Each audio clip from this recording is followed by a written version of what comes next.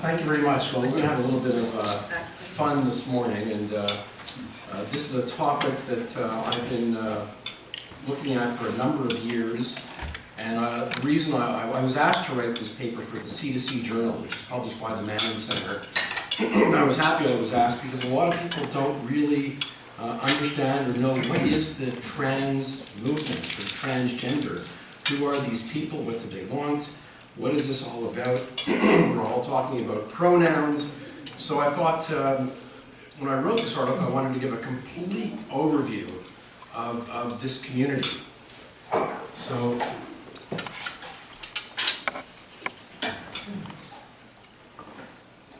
I wanted to start with the gay community. You know, I'm gay, and I've been involved in gay rights since the early 80s. I marched in second or third Toronto Gay Pride March back in 1983, when only 1,500 people were marching in Toronto. It was a small parade. Back then, it was Gay Pride. It was just G. That's all it was. And but it didn't take long before lesbians demanded that it not be Gay Pride, that it be lesbian and Gay Pride. And so we had a G and we had an L. And before you knew it, we had to include bisexuals. I don't know why we had to include bisexuals. I don't know if they really needed to be involved in the movement, but they insisted, or we insisted, that they be involved. And the acronym back then, was LGB. So if you go back into the history books, you'll find that we always talked about the LGB community. In the early 90s, we added a T to make it LGBT. The T stood for transgender and transsexual. Now, when I was in the gay movement in the 80s, the T, or we thought the T back then, was transvestite, which is men who dress up as women. You can see in many of the gay bars, you have drag acts, men who do that, and transsexuals. What's interesting is that the trans movement today, people who are transgender, hate transvestites. I mean, the transvestite community, transvestites, they hate them because they're phony, they're not real. That's just guys dressing up as women and having fun, singing and dancing. So there's a hatred of transvestites. It didn't take long in the 90s before we actually had to start add some other letters. So we had to do Q is for queer. I'm not sure exactly what that means. We had to add another Q for questioning. I is for intersex. Those are people who are born with indeterminate genitalia, a very small percentage of the population. Two, we added for two-spirit, which are some natives who believe they have a feminine and a masculine part of their makeup. U is for unsure, C was for curious, P for polyamorous, F for flexual, A for asexual, and you end up here. This is the longest acronym that we've ever seen. And in fact, I can't even tell you what some of the letters mean. Can you pronounce it? No, here's an example. This is taken from Wesleyan University. It's a very, very big university in Connecticut. This is from their housing website. This is taken right from their website. Themed housing. They have an open house, a safe space for lesbian, gay, bisexual, transgender, transsexual, queer, questioning, flexual, asexual, genderfuck, polyamorous, bondage, disciple, which they have that wrong, dominant, submission, sadism, masochism, and there you can see the acronym. So a lot of people thought this was a joke until you actually go to the website, and I took it right from there. Now, the question is, what's going on here? Why are all these letters? And the reason we have all these letters, and they relate to the fact that it goes back to that letter T, which is transsexual and transgender, and a lot of identities. That's not a sexual orientation letter, that is a sex identity letter, which is something very different. And that letter, I call it the radioactive acronym because it's throwing off additional identities. And as every time it throws off additional identity, the acronym has to get bigger. So what is trans? What is the transsexual, transgender community? Well, it relates to something we used to call gender identity disorder, which is now called gender dysphoria. So these are people who really believe that they are born into the wrong body, that they have a brain of There might be a male who believes they're a female, or a female believe they're a male. It affects a very, very small number of people in the population who believe that. But because of YouTube and the internet, this gender dysphoria is skyrocketing. So more and more people are seeking referral to clinics to deal with this problem. And you've got younger and younger people. And I really, YouTube, you can go to YouTube. And if you're a kid, you could be 8 years old, 9 years old, you're not sure what's going on. And you'll find a lot of videos from other 8, 9, 10, 11-year-olds who are transitioning or want to go through a transition. And you can talk yourself into believing that's the answer. I got to go through this. There's something I got to do. What we found, what the literature finds, and what people don't want to talk about, is that a lot of people, just in the normal course of nature, end up back at the sex they were born with. They actually grow out of this. And it's not surprising, since as you go through puberty, if you're a male, you've got male hormones surging through your body, which reinforces the fact you're male, or the same thing if you're a female. So puberty, even though you might be confused beforehand, puberty does a lot to reinforce the sex that you were born with. Here are two studies that around 80% or higher found people go back to what they were born as. So if we just do nothing, just have some counseling, let people be as they are, they will persist in what they're born with. So it's very important. These studies, by the way, are, the trans community does not like these studies.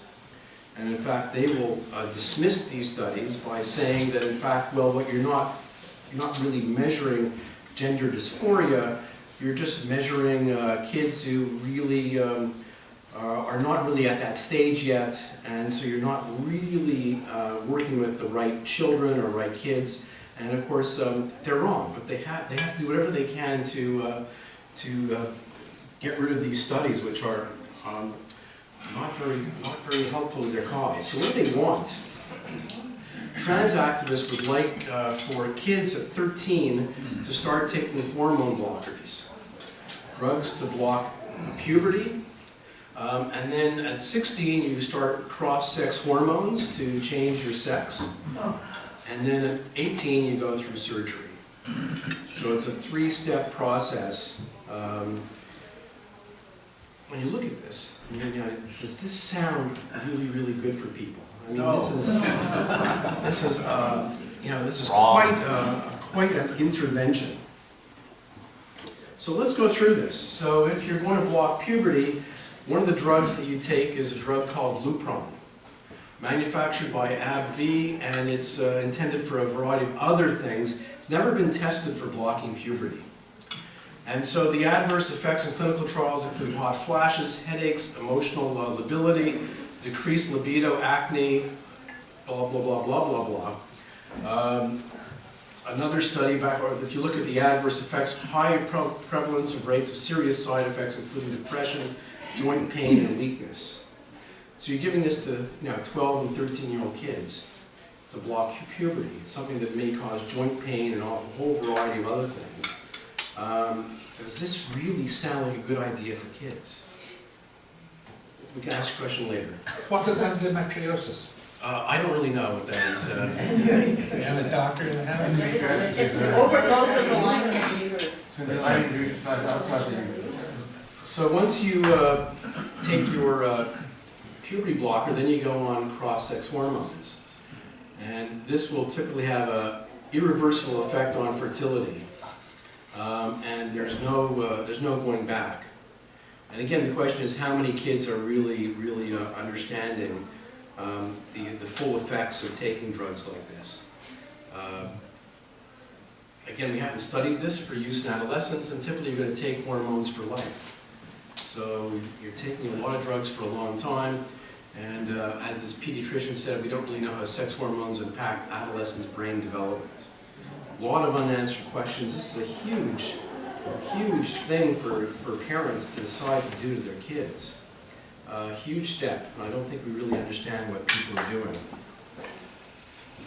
And then you move to surgery. Surgery is imperfect at best, and as I said, it would be great, it would be really nice if there was a magic wand that we had, that if you really wanted to change your sex, we could wave the magic wand and we could change your sex, but we can't. So all we're left with here is what I would call very, very imperfect or crude cosmetic surgery. We unfortunately call this sex reassignment surgery, but perhaps that's not really the best way to call it, because it really tells people that you really can completely change their sex. I quote up here an article that was just published in The Guardian on February 3rd from a woman who regrets transitioning. Here's just a quote here. "Then I had chest surgery. It was botched and I was left with a terrible scarring. I was traumatized. For the first time I asked myself, what am I doing? I delayed the next step of hysterectomy and lower surgery after looking into phalloplasty and realizing I was going to need an operation every 10 years to replace the erectile device." You know, you can go on, you can read these horror stories of lots of people who sort of go through this.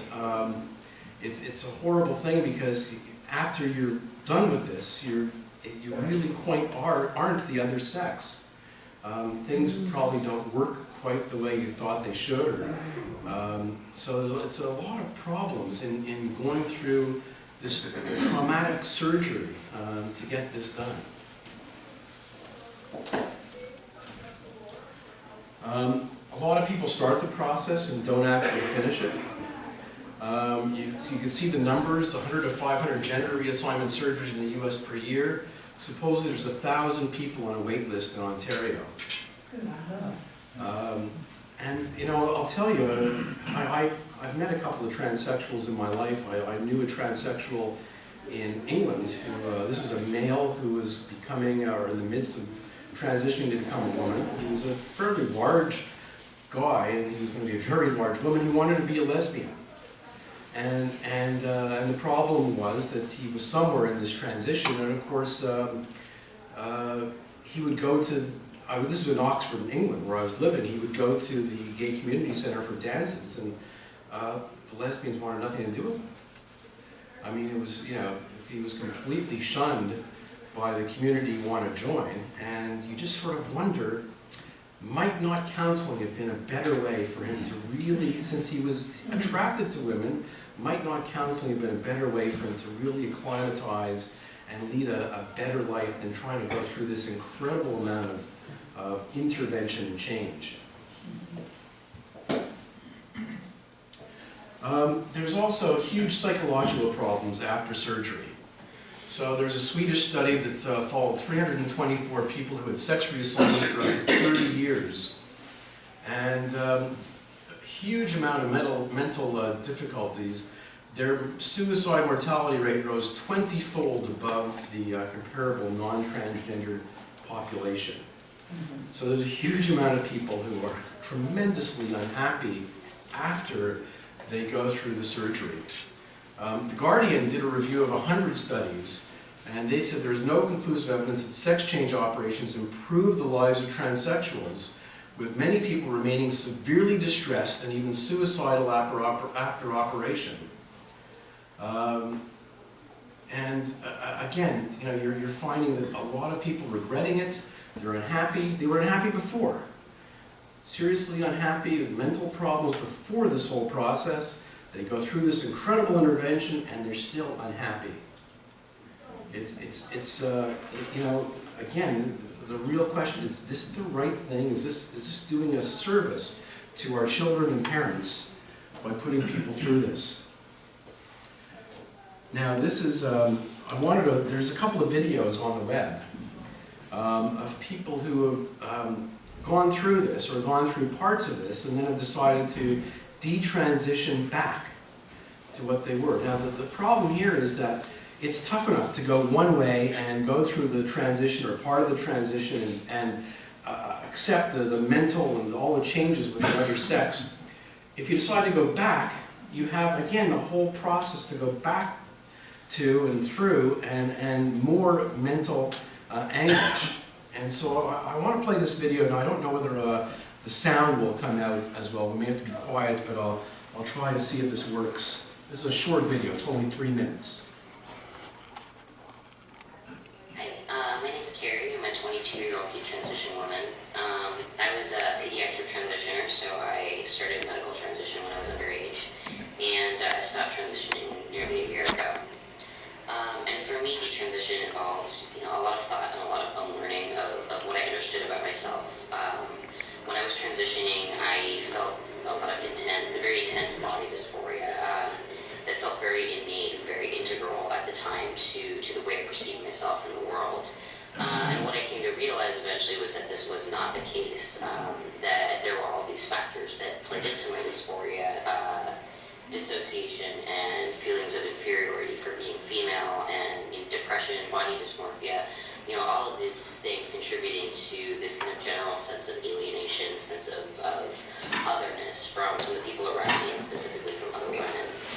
So detransition for me was about firstly discovering and acknowledging that my dysphoria had these causes, that it wasn't just some innate identity, basically that it was a maladaptive coping mechanism for me. It was about really decoupling my sense of self from my body, from the way that my body is perceived in society. And it was also about really learning to identify and stop the kind of obsessive thought patterns that come with dysphoria. So when I was transitioning, every step of transition really felt like this huge high of relief from dysphoria, but sooner or later, they would come back in another form. So once I was on testosterone, I wanted to change my name. Once I changed my name, I wanted a mastectomy. Once I had a mastectomy, I wanted a hysterectomy. Bottom surgery, so on and so forth. This is a really common topic in trans circles, shifting dysphoria, and at some point I realized that wasn't going to stop. I could keep going and changing my body in search of this, finishing point, but I don't think I ever would have arrived. Transition didn't really make my dysphoria better. It just kind of kept moving the goalposts, so I felt like I was making progress, but I never really got any closer to where I wanted to be or where I thought I wanted to be. So here's what I want therapists to know and to be cautious about. I was enthusiastic about transitioning. I fit the criteria for gender dysphoria. I sought out a therapist by myself. I convinced my therapist, or my parents rather, that I was ready for hormones when I was 17. And I think the prospect of completely changing your body, your life, your identity is very compelling to a teenager who's just learning to cope with mental health issues, with trauma, with gender nonconformance, with being a lesbian. And that's especially true when the current rhetoric around transition really discourages any kind of questioning, really frames transition or trans identity as the solution to any kind of gender issues or gender confusion. And I think it's really important for therapists not to frame transition as the only solution, to really present options, and encourage people not to take their feelings and urges entirely at face value, to be critical, to really think about where those thoughts are coming from. So thank you for your time. There's lots of videos like that out there, and so it's horrifying to think about what you can do to your own body and then regret it.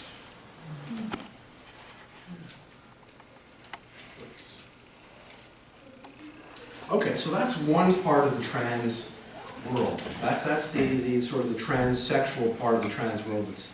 It's pretty horrifying. Now the other part of the trans world, and this is where science leaves the room. If you thought science was a bit crazy there, now science is going to completely leave the room. And the other part of the trans world are those people who, I would say, reject their inborn biological sex, but don't want to go through any medication or surgery or go through those processes. But they think that there's something in the middle, and so what they have done is they really are demanding all sorts of legal rights and protections, social accommodation that have nothing to do with their sex or their physical sex, but have to do everything with how they feel. And we're becoming, it's all about feelings. So the first fight that they wanted to have was bathrooms. And so they wanted to have either their own bathrooms or go to the other if you're a man transitioning, you're in between, you go to a women's bathroom. And so they started to fight about bathrooms. Now I don't want to have a whole discussion on bathrooms, but I thought everybody's scrambling now to accommodate transgendered people for bathrooms, and this is a real campaign. Dawson College opened their first gender-neutral bathroom in 2015, and they gave out these buttons to people, "I'll go with you." They called them bathroom buddies. So that if you're transgender and you're nervous about going to the male bathroom and your feet, whatever you are, so they had these buttons. One of my friend Daniel gave me a button, which I gave away to one of my friends who's making a movie, but they manufacture these "I'll go with you" buttons. Now, bathrooms, we could discuss bathrooms, but then you have some really crazy stuff going on in university these days. This is from University of Massachusetts from November. They organized a shit-in at the University of Massachusetts, camping out in the toilet stalls of the administration building to protest the lack of gender-neutral bathrooms and other transgender resources on campus. Now, I love this. What they really want, they had 3 demands. Quick implementation of more gender-neutral bathrooms, the establishment of a university transgender health service, and the hiring of a professor, quote, "who is an expert in the study of critical trans misogyny from an intersectional perspective." What is that? We're gonna get This is where it really starts to get stupid. Where it starts to get really, I think, awful is when they start to talk about change rooms. And so now they want to have the legal right to use whatever change room they want. So if you're a 15-year-old boy who thinks he wants to transition, you can go change in a female dressing room. This is just not right. And you can see Vancouver School Board passed a policy in 2014. Students will be permitted to participate in any sex-segregated recreational activities in accordance with their gender identity. It's all about your feelings. Whatever you feel, regardless of what you are, you can go and do. And now we're having situations where biological males can now compete in women's races and swim meets, and teenage male won a girls' track meet in Alaska. The International Olympic Committee has ruled that transgender athletes can compete, again, in their preferred gender category without having undergone any transition. So, this is really getting ridiculous and silly. This has also caused a tremendous amount of friction between the gay community and the trans community. And so, in the United States, well, in Canada, as you know, we have anti-discrimination legislation built into the Human Rights Charter. In the U.S., you don't have that. There's no protection for gay people, and so many municipalities and states are talking about anti-discrimination protection. But the minute you start talking about anti-discrimination protection, the T part of the community, the trans part of the community, wants to talk about bathrooms and change rooms. That makes people uneasy, and so people vote down anti-discrimination measures. And so many people in the gay community are saying, take the T out of LGBT. This is not our fight. It has nothing to do with us. It's a completely separate topic. They're hurting us. It's completely not right. So this is a growing movement. And again, the last part here, does the trans movement want kids to be trans rather than be gay? And so in Toronto, there was a clinic at the Center for Addiction and Mental Health. They had a very, very famous trans clinic run by Kenneth Zucker. And he was fired a few years ago because he wanted people to go through counseling rather than go through the tremendous changes I said. And I went through it. And he had a lot of parents came to him. And they would say, well, if my kid was trans, at least he's not going to be gay. And so the tremendous part of this is hoping that your kid at least won't be gay. Now, I want to talk a bit about, who are these people? And, if I don't know if you've read my book, and I have 2 chapters in my book on the gay community. And what a lot of people don't realize is that there's a difference between the gay establishment, the people who run the newspapers, the gay newspapers or gay groups, and the gay rank and file. And so the gay establishment are activists and they're postmodern leftists, whereas the rank and file is people like me or anybody. And so in my book, the activist community who ran the gay community, they were always against same-sex marriage, because marriage itself was a heterosexist institution, whereas the rank and file, of course, wanted same-sex marriage. So there's a tremendous disconnect between the leadership of the gay community and the rank and file, and I show that in my book. And the leadership of the gay community is a group called the Liberationists. These are people who want no age of consent, want to destroy marriage, want to destroy the family. And as Andrew Sullivan, who is a very famous gay author, he says this is almost always authoritarian, a strange confluence of political abdication and psychological violence. These are the people running the trans movement, the gay movement. These are all postmodern leftists, who are far more interested in their postmodern leftism than actually really helping gays or trans. So you have to understand who is running the show here. It's these postmodern lefties. And so as a result, now you get people fighting for, and not just trans people or gay people, all sorts of lefties, this blossoming of genders. And so here in New York City, they now recognize 31 genders. You can go through it: bi-gender, cross-gender, drag queen, drag. These are all genders that they recognize.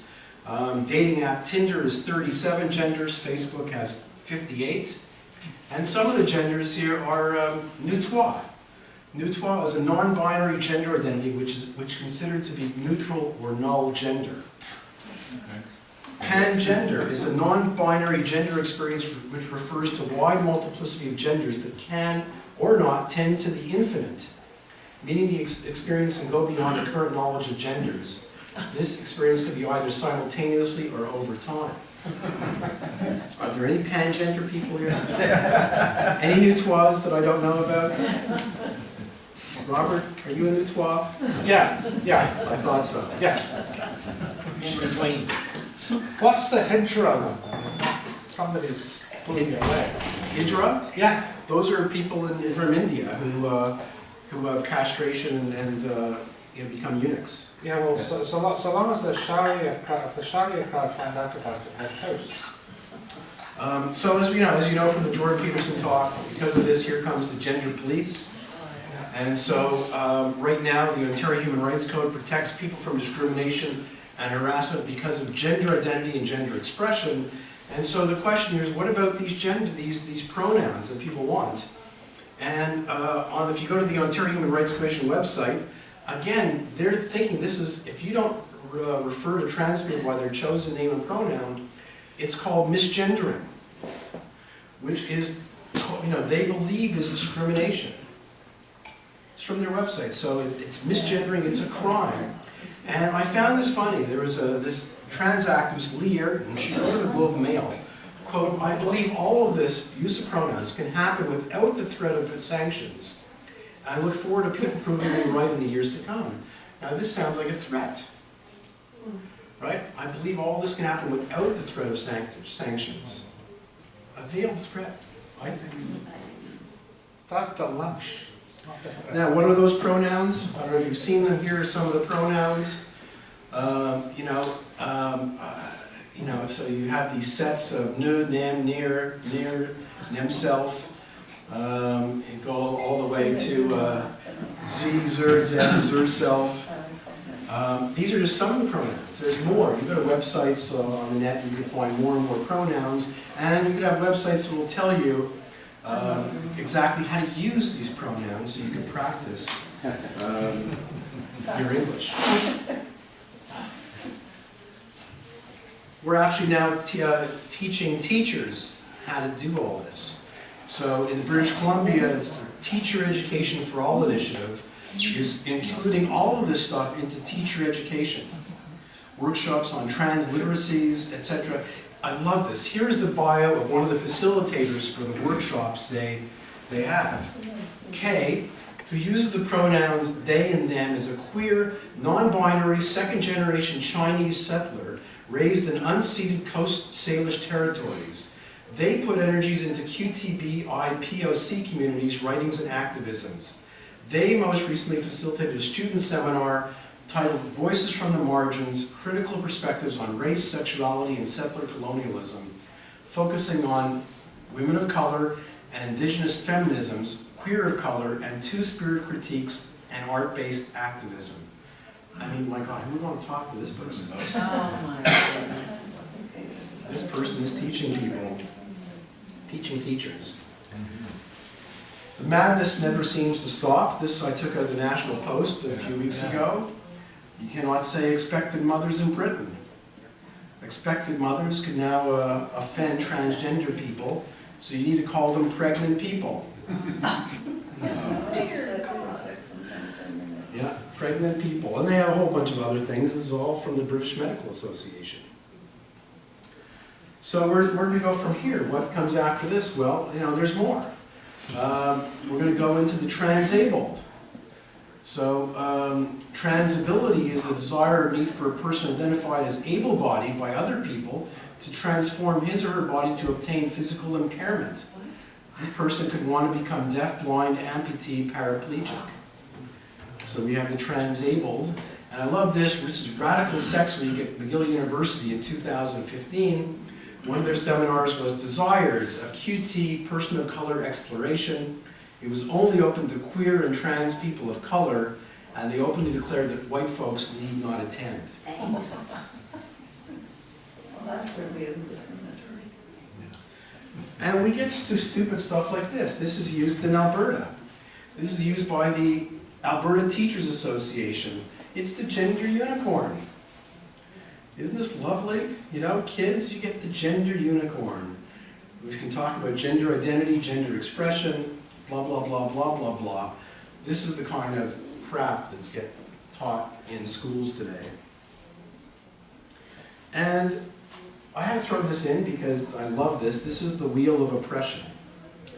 In case you were wondering where you might fit on this, this is the wheel of oppression that social justice warriors are using these days. And you could find for yourself where you are on this wheel of oppression, or where privilege is up on the top and oppression resistance is on the bottom. It's the wheel, and I bet this will be in schools soon when we'll be teaching the wheel of oppression. I want to make a giant wheel and spin it, you know? Yeah. If I could send you this link in email, this is the BBC a few weeks ago did a documentary on trans, and they actually were quite honest in their documentary. They actually included both sides of the debate, and in fact, this documentary, most of it is about Toronto and Canada, and it's online for free. It's around a 58-minute documentary, and it is terrific. And it has Ken Zucker, who is the doctor who was fired in Toronto, who advised counseling. And so if you want to take down the details, or I can send it to you, it's a really well worth 58 minutes of your time, and it's very Canadian-centric. Could you send the whole presentation by email, please? I can send the whole presentation if people want it. Yes, please.